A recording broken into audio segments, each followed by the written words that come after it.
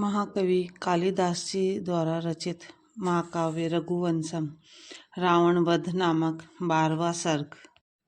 जब राजा दशरथ ने सब सुख भोग लिए और बूढ़े हो चले, तब उनकी दशा प्रातः काल के उस दीपक जैसी हो गई जिसका तेल बीत चुका हो, वह बुझने ही वाला हो। उनकी कनपटी के पास वाले बाल पक गए थे, जिससे ऐसा प्रतीत होता था कि मानो बुढ़ापा केकई से सशंक होकर राजा के कानों में कह रहा था कि अब राम को राज्य सौंप दीजिए। जैसे पानी की गुल से सींचकर पूरे उद्यान के वृक्ष हरे भरे हो जाते हैं, वैसे ही लोकप्रिय राजा के राज्याभिषेक का समाचार सुनकर अयोध्या का प्रत्येक निवासी फूला नहीं समाया। किंतु निष्ठुर कैकेयी ने ऐसा चक्र रचा कि राज्याभिषेक का सारा उत्साह शोक संतप्त राजा दशरथ के आंसू में बह गया। उस कठोर स्वभाव वाली कैकेयी को जब राजा दशरथ ने बहुत समझाया, तब उसने वे 2 वर मांगे जिनके लिए राजा दशरथ पहले से ही वचन दे चुके थे। वे दोनों वर ऐसे ही थे जैसे वर्षा से भीगी हुई पृथ्वी के छेदों में से सहसा 2 सांप निकल आए हों। उनमें से कैकेयी ने एक वर तो मांगा कि 14 वर्ष के लिए राम वन को चले जाए, दूसरा यह कि बेटे भरत को राज्य मिले।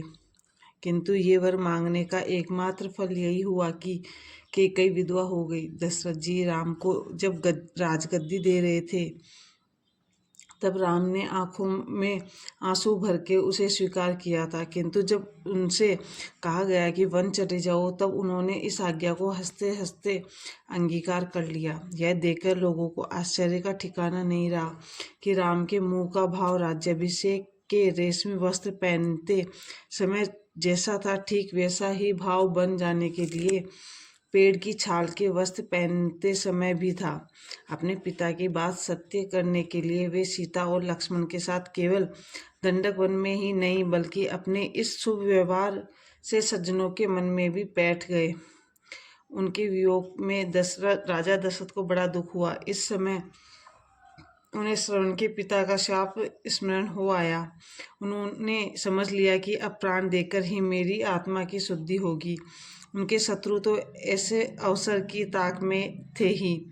जब उन्होंने देखा कि अवधेश स्वर्ग चले गए और राजकुमार भी राज्य छोड़कर चल दिए, तो उन्होंने झट अयोध्या पर आक्रमण करने का निश्चय कर लिया। तब अयोध्या की अनाथ प्रजा ने उन कुल मंत्रियों को भेजकर भरत को उनके ननियाल से बुलवाया, जिन्होंने अपने आंसू रोक रखे थे। भरत जी को जब अपने पिता की मृत्यु का समाचार मिला, तब वे केवल अपनी माँ से ही नहीं, बल्कि अयोध्या की राजलक्ष्मी तक से उदासीन हो गए। अपने साथ सेना लेकर वे राम को ढूंढने निकल पड़े। मार्ग में आश्रम वासियों ने जब उन्हें वे वृक्ष दिखलाए जिनके नीचे राम और लक्ष्मण जाते समय टिके थे, तब उनकी आंखों में आंसू उमड़ पड़े। उन दिनों राम चित्रकूट में के वन में रहते थे। वहां पहुंचकर भरत जी ने उन्हें दशरथ जी की मृत्यु का समाचार सुनाया और कहा कि अयोध्या की राजलक्ष्मी का मैंने स्पर्श भी नहीं किया है, अब आप ही चलकर उसे संभालिए, क्योंकि बड़े भाई ने जिस राज्य को स्वीकार नहीं किया, उसे लेना मैं उतना ही बड़ा पाप समझता हूँ जितना कि बड़े भाई के अविवाहित रहने पर छोटे भाई का अपना विवाह कर लेना।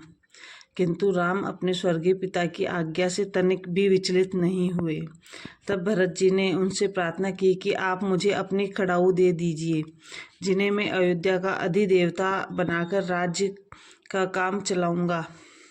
तब राम ने अपनी खड़ाऊ दे दी। उसे लेकर भरत जी लौट पड़े, परंतु वे अयोध्या नहीं आए।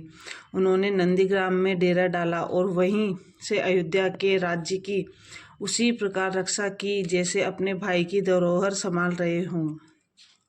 इस प्रकार अपने बड़े भाई में भक्ति करके और राजपथ ठुकराकर भरत जी ने अपनी माता के पाप का प्रायश्चित कर लिया। उधर राम भी सीता तथा लक्ष्मण के साथ कंदमूल खाते हुए युवावस्था में ही व्रत को करने लगे, जिसे इक्ष्वाकुंस वंश वाले राजा बुढ़ापे में किया करते थे। एक दिन थके हुए राम सीता जी की गोद में सिर रखकर एक ऐसे वृक्ष के नीचे लेटे थे जिसकी छाया को उन्होंने अपने अलौकिक प्रभाव से बांध दिया था। उसी समय इंद्र का पुत्र जयंत कौवा बनकर आया और उसने अपने नखों से सीता जी के स्तनों पर चोंच मारी, जैसे वह सीता जी के स्तनों पर राम के हाथ से निर्मित नक्षत्रों को प्रकट करके अपनी यह आदत बतला रहा हो कि मेरा काम दूसरों को दोष ढूंढना ही है। परंतु सीता जी ने राम को जगाया। उसी समय राम ने उस पर सीख का एक बाण छोड़ा। उससे बचने के लिए उस कौवे ने इधर उधर बहुत चक्कर काटा, परंतु जब तक उसने अपनी एक आंख नहीं दे दी तब तक वह विपत्ति से नहीं छूटा। थोड़े ही दिन बाद राम ने चित्रकूट का वह आश्रम छोड़ दिया जहाँ वे हरिन राम से इतने हिलमिल गए थे कि दिन रात उन्हें ही देखा करते थे। राम ने इस डर से चित्रकूट छोड़ा था कि अयोध्या पास में ही है, कहीं ऐसा न हो कि भरत फिर यहाँ आ पहुँचे। जैसे वर्षा के 10 नक्षत्रों में ठहरता हुआ सूर्य दक्षिण को घूम जाता है, वैसे ही अतिथि सत्कार करने वाले ऋषियों के आश्रमों में टिकते हुए राम भी वहाँ से दक्षिण दिशा की ओर मुड़ पड़े।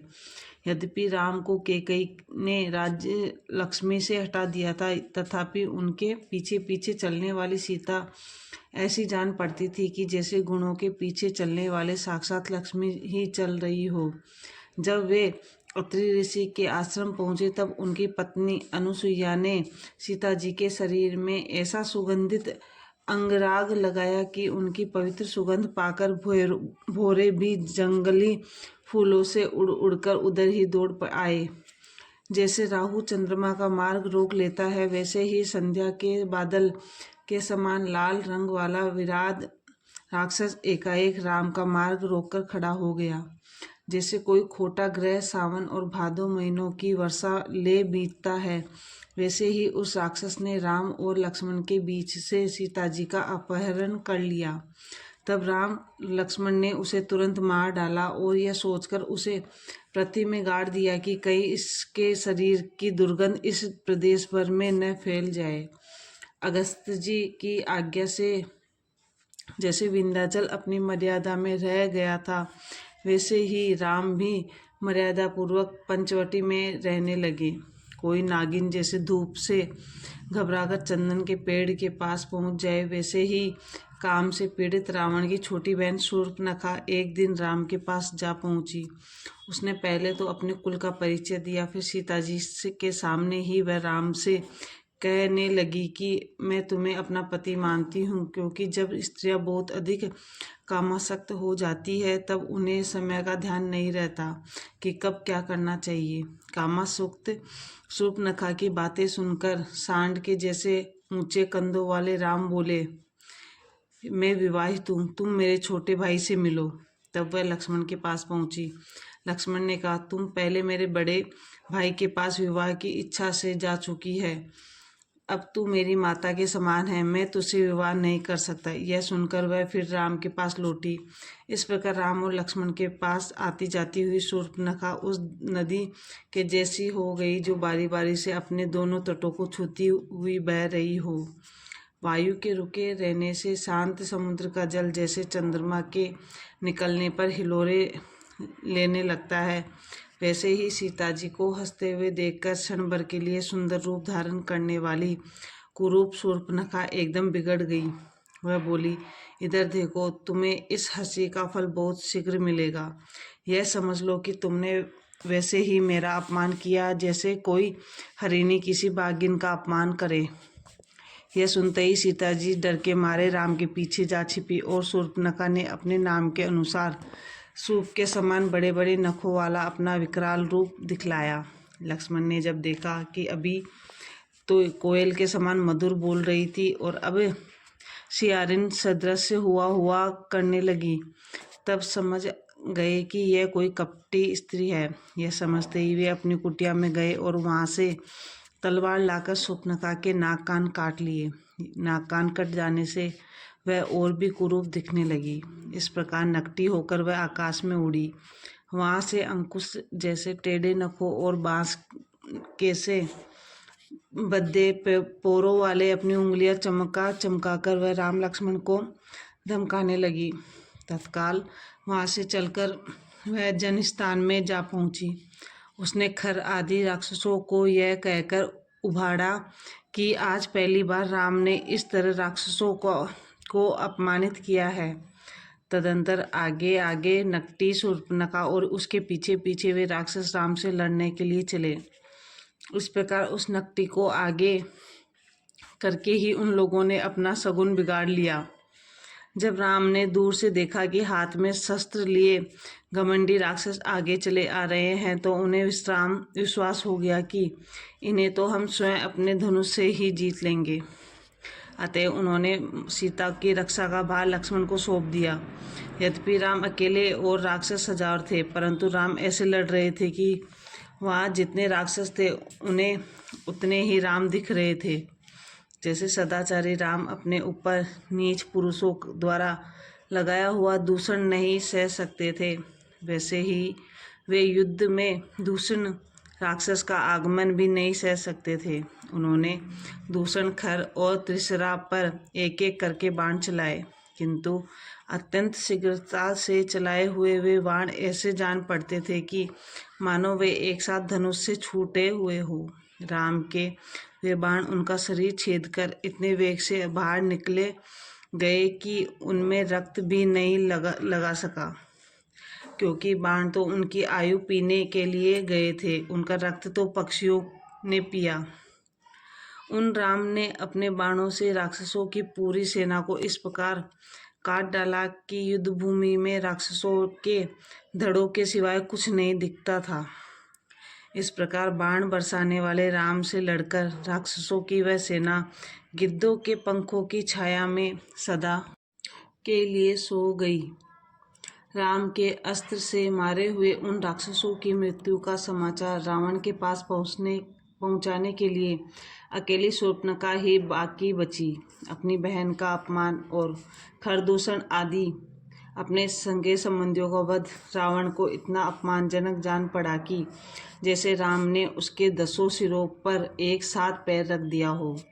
तब उसने मारीच को माया मृग बनाया और राम लक्ष्मण को धोखा देते हुए सीता जी को चुराकर लंका में ले गया। मार्ग में गिद्धराज जटायु कुछ क्षण उससे लड़ा भी, परंतु वह कुछ नहीं कर सका। अब राम और लक्ष्मण सीता को ढूंढने चले। मार्ग में उन्होंने जटायु को देखा। उसके पंख कटे हुए थे और प्राण कंठ तक आ गए थे, परंतु उसने सीता जी को चुराने वाले रावण से लड़कर अपने मित्र दशरथ का ऋण चुका दिया था। उसने राम लक्ष्मण से कहा कि सीता जी को रावण चुरा ले गया है। बेचारे जटायु के घाव को देखकर ही यह स्पष्ट हो गया था कि रावण से कितना लड़ा था। केवल इतना कहकर ही जटायु मर गया। उसके मरने से राम लक्ष्मण को उतना ही शोक हुआ जितना अपने पिता के मरने पर हुआ था। पिता के ही सदृश विधिवत दाह संस्कार करके उन्होंने उसका श्राद्ध आदि भी किया। वहाँ से आगे चलने पर उन्हें कबंध मिला, जो किसी ऋषि के शाप से राक्षस हो गया था। राम ने उसकी भुजाएं काट डाली, जिससे शाप मुक्त होकर वह फिर देवता बन गया।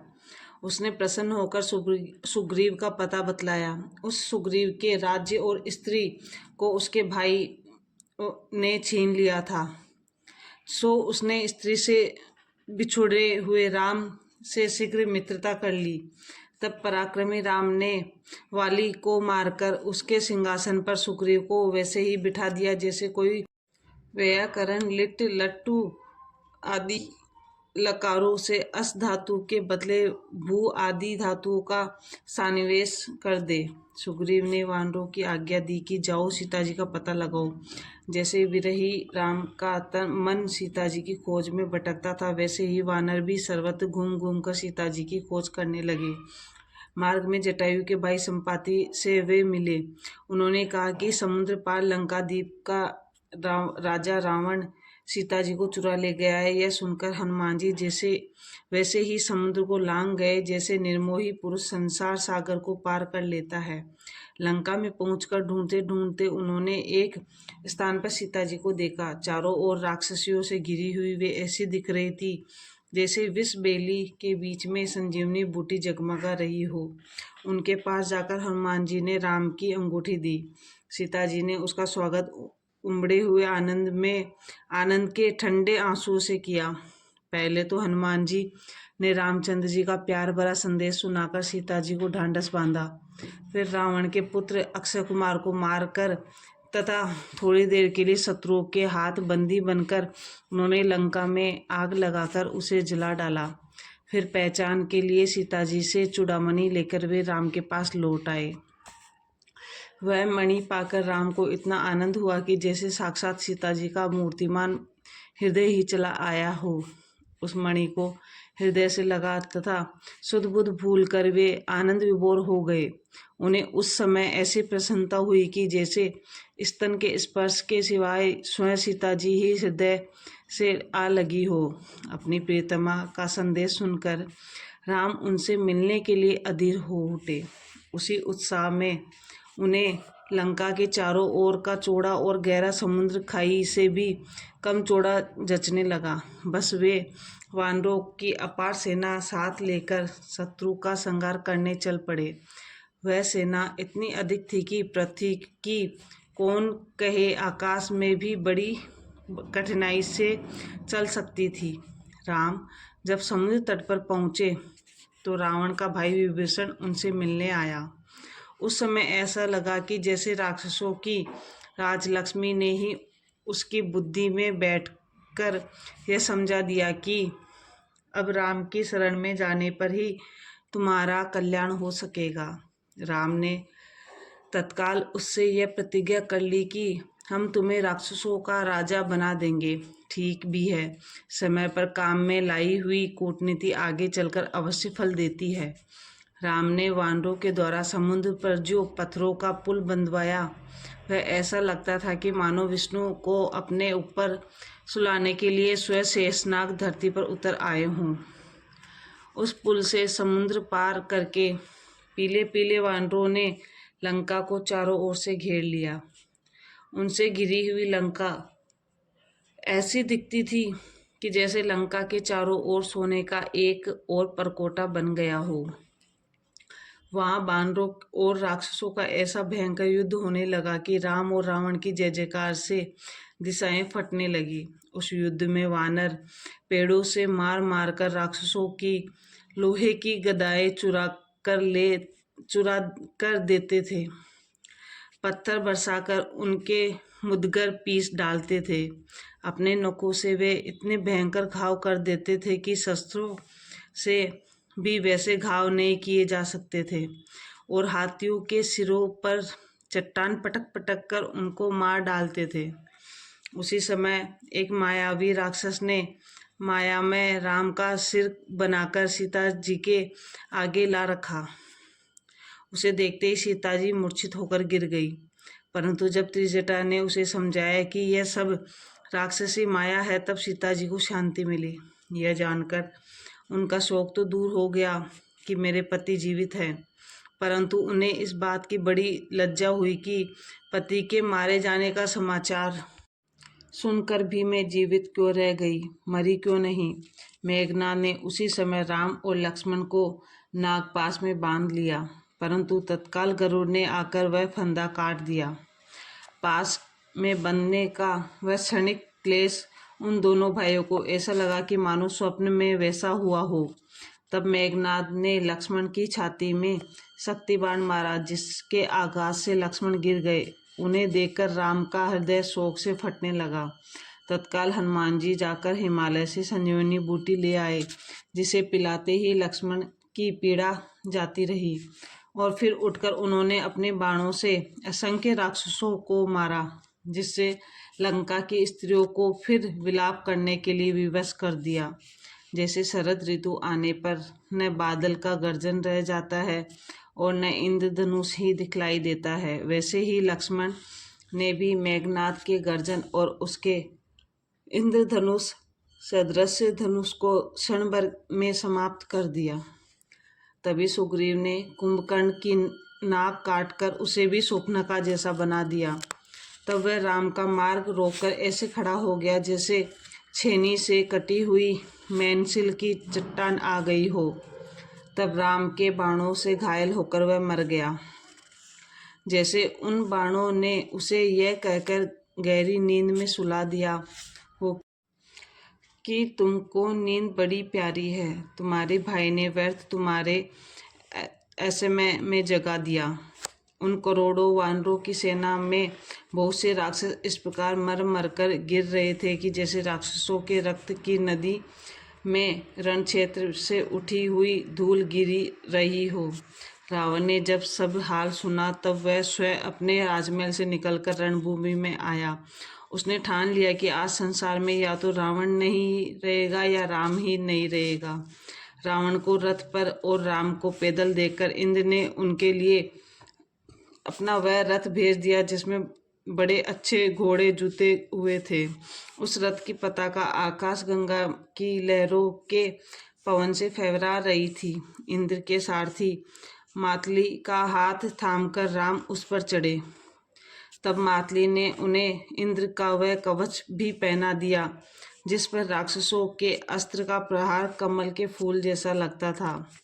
बहुत दिनों बाद राम और रावण ने एक दूसरे को देखा और उन दोनों को अपनी वीरता दिखलाने का अवसर मिला। तीनों लोकों में राम और रावण का जो युद्ध प्रसिद्ध था अब वह चरितार्थ हुआ। असंख्य राक्षसों के मारे जाने से रावण अकेला रह गया था। फिर भी अपनी अनेक बाहों और अनेक मुखों के कारण वह ऐसा लग रहा था मानो उसके साथ बहुत से राक्षस हैं। जिसने इंद्र आदि लोकपालों को जीत लिया था, जिसने अपने सिर काट काट कर शिवजी को चढ़ा दिए थे और जिसने कैलाश पर्वत को उंगलियों पर उठा लिया था, उस रावण को देखकर राम ने समझा कि यह बहुत बड़ा पराक्रमी है। तभी रावण ने बड़े क्रोध से साथ राम की दाहिनी भुजा में बाण मारा, जो फड़क फड़क कर यह सूचना दे रही थी कि अब सीता जी को की प्राप्ति में देर नहीं है। तब राम ने जो बाण छोड़ा वह रावण की छाती छेदकर पाताल में चला गया। जैसे पातालवासियों को रावण के मरने की शुभ सूचना देने के लिए वह वहां गया हो। वे दोनों क्रोध से एक दूसरे को ललकारते और अस्त्र को शस्त्र से काटते हुए जूझ रहे थे। उनका क्रोध वैसे ही बढ़ता जा रहा था जैसे विजय के लिए शास्त्रार्थ करने वालों का क्रोध बढ़ता जाता है। कभी राम अपना पराक्रम दिखलाते थे और कभी रावण दिखलाता था। अतः विजयश्री कभी राम के पास जाती थी तो कभी रावण के पास। उस विजयश्री की दशा वैसी ही थी जैसे लड़ते हुए दो मतवाले हाथियों के बीच में स्थित दीवार हो। जब बाण चलाते या रावण का वार रोकते तब देवता उनके ऊपर फूल बरसाने लगते, और जब राम पर रावण प्रहार करता था उनका वार रोकता तब असुर उस पर फूल बरसाने लगते थे। परंतु राम के अस्त्र रावण के ऊपर बरसने वाले फूलों को ऊपर ही तीतर बीतर कर देते और रावण के बाण राम पर बरसने वाले फूलों को आकाश में ही छितरा दिया करते थे। तभी रावण ने लोहे की कीलों से जटित वह शतघनी राम पर चलाई जो यमराज के अस्त्र कूटसात्मिक के समान भीषण थी। उसे देखकर राक्षसों को पूरी आशा हो गई कि इस अस्त्र से राम अवश्य समाप्त हो जाएगा। परंतु राम ने उस शतघनी को रथ पर पहुंचने के पहले ही अपनी तिरछी नोक वाली बाणों द्वारा ऐसी सरलता से खंड खंड कर डाला मानो केले का छिलका उतार रहे हों। यह देखकर राक्षसों की रही सही आशा भी जाती रही। राम साधारण धनुषधारी नहीं थे। उन्होंने रावण को मारने के लिए धनुष पर वह ब्रह्मास्त्र चढ़ाया जो कभी व्यर्थ नहीं जाता था। वह सीता जी के शोक रूपी कांटों को निकालने की अचूक औषधि था। आकाश में जाते ही वह ब्रह्मास्त्र 10 भागों में बट गया और लगता है रावण के कटे हुए उन 10 सिरों को देख करके भी देवताओं को विश्वास नहीं हो रहा था, क्योंकि उन्हें यह डर था कि कहीं ये फिर से न जुड़ जाएं। जिन पर राम राज्याभिषेक का जल छिड़का जाने वाला था उन्हीं के सिर पर देवताओं ने वे फूल बरसाए जिनकी सुगंध पाकर मद से भीगी हुई पांखों वाली भौरे दिग्गजों के मद बहने वाले कपोलों को छोड़कर रस लेने के लिए उनके पीछे पीछे दौड़ पड़े। अब राम ने अपने धनुष की डोरी उतार दी, क्योंकि वे देवताओं का काम पूरा कर चुके थे। इंद्र का सारथी मातली उनसे आज्ञा लेकर अपने सहस्त्रों घोड़ों वाला रथ लेकर स्वर्ग चला गया। उस रथ के ध्वज दंड पर अब तक रावण के नाम खुदे हुए बाणों के चिन्ह विद्यमान थे। बाद में राम ने रावण की राज्यश्री विभीषण को दे दी और सीता जी को अग्नि में शुद्ध करके सुग्रीव, विभीषण तथा लक्ष्मण के साथ अपने बाहुबल से जीते हुए पुष्पक विमान पर चढ़कर अयोध्या को लौट पड़े। इस प्रकार रघुवंशम महाकाव्य में रावण वध नामक 12वां सर्ग समाप्त।